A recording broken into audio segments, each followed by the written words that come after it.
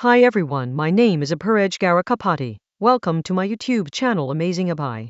Episode 1 of That Time I Got Reincarnated as a Slime Season 4 is titled New Days, and the title fits perfectly. This is not an explosive comeback episode built around a giant battle. Instead, it reopens the world after the Founders Festival and shows Tempest entering a new phase. Rimuru is no longer just building a town or surviving against threats. He is now managing a real nation, a growing economy, a dungeon attraction, foreign attention, and political enemies who are watching from the shadows. The episode feels calm and funny on the surface, but the important point is that it changes the scale of the story. Tempest is becoming too successful to ignore, and that success is exactly what creates the next conflict. The episode begins by showing how alive Tempest has become after the Founders Festival. Humans and monsters are mixing more naturally, adventurers are coming in, and the city feels like a real fantasy capital rather than a hidden monster settlement. This is a major milestone for Rimuru's dream. From the beginning, his goal was to create a place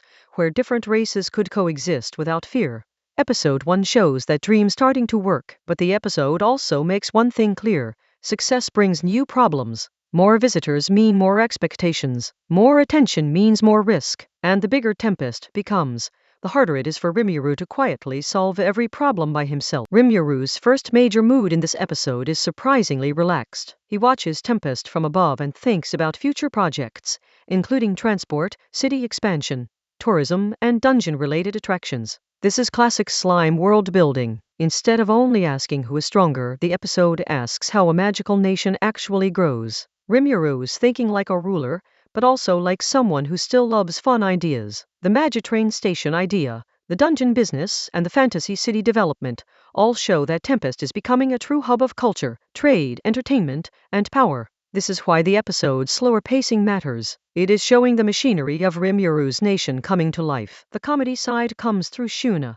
Shin, Diablo, Veldora, Ramaris, and the others searching for or reacting to Rimuru. Shuna's slime-shaped pudding is a small scene, but it captures the comfort of Tempest perfectly. Shin's terrible tea also gives the episode its familiar chaotic humor. Diablo's loyalty remains intense, while Veldora and Ramaris bring their usual loud energy. These moments remind viewers that slime is not only about politics and battles. It works because Tempest feels like a living community full of different personalities. The joked scenes also help soften the setup-heavy structure of the episode, making the world feel warm before the darker political pieces begin to move. Before we move ahead, please take a second to like on this video. A like tells me that you enjoyed this topic. Your support helps Amazing Abhi grow naturally. The central problem of episode 1 is the dungeon. On paper, the dungeon should be Tempest's major attraction. Adventurers should be excited, money should flow, and the city should benefit. But the episode reveals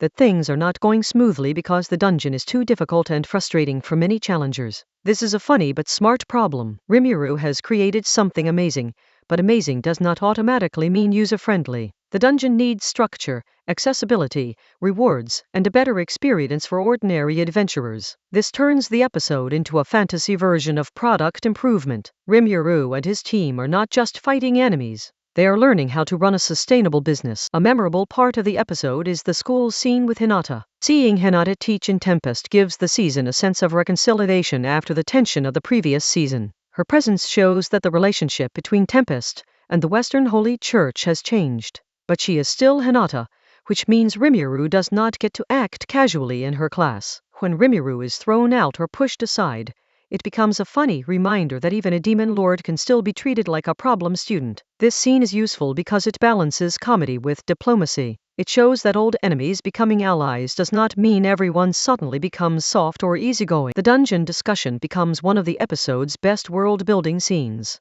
Masayuki's suggestions are especially funny because they sound like game design advice. Tutorials, better navigation, bathrooms, restaurants, save points, and item drops. It turns the dungeon from a dangerous magical maze into something closer to a fantasy theme park and RPG experience. Rimuru immediately understands the value of this because he still thinks like someone from modern Japan. The scene also shows how useful Masayuki can be even without relying on pure strength. His outside perspective helps Rimuru improve the dungeon in a way that regular citizens and adventurers can actually enjoy. The episode then shifts toward implementation. Guards advertising, the idea of reward money for clearing important floors, and the dungeon improvements all show Tempest becoming more organized. This is where the episode quietly becomes about governance.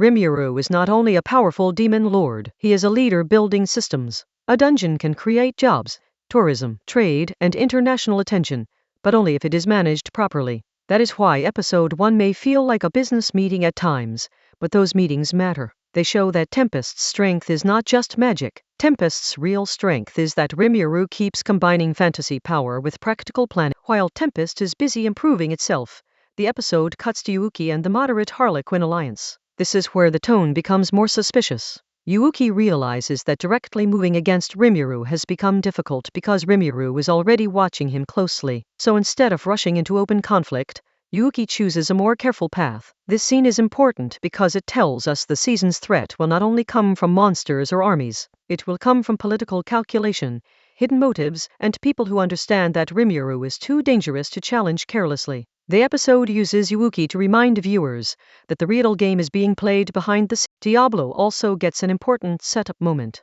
After his role in stabilizing Falmouth, Diablo does not ask Rimuru for ordinary rewards. His loyalty is too extreme for that. Instead, he wants subordinates of his own. This may sound simple, but it is a major seed for future developments. Diablo is one of Rimuru's most terrifying allies, because he combines overwhelming power with absolute devotion. Giving him his own followers means Tempest's influence is about to expand in a new direction. The episode does not need to show a fight to make Diablo feel dangerous. His calm loyalty alone is enough to remind the audience that Rimuru's side is becoming frighteningly powerful. The final political hook comes from the West, especially the movement around Granbell and Mariabel Razzo. This is the true danger hiding behind the peaceful read-opening episode. Tempest's success threatens old powers that want to control the direction of humanity and the Western nations.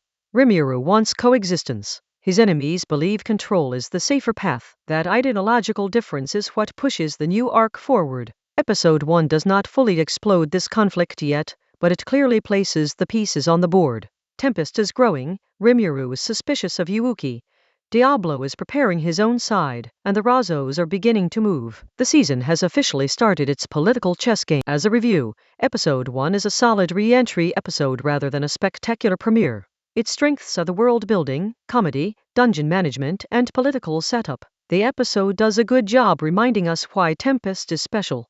It is not only a kingdom of powerful monsters, but a place where business, culture, diplomacy, and entertainment are all developing together. The weakness is that viewers expecting immediate action may feel the episode is slow or too conversation-heavy. But for slime fans who enjoy nation building, this is exactly the kind of episode that makes the series unique. It is a setup episode, but it is useful. The ending feeling of episode 1 is that Tempest has entered a new era. The Founders' Festival proved that Rimuru's nation can impress the world. Now season 4 begins asking the harder question.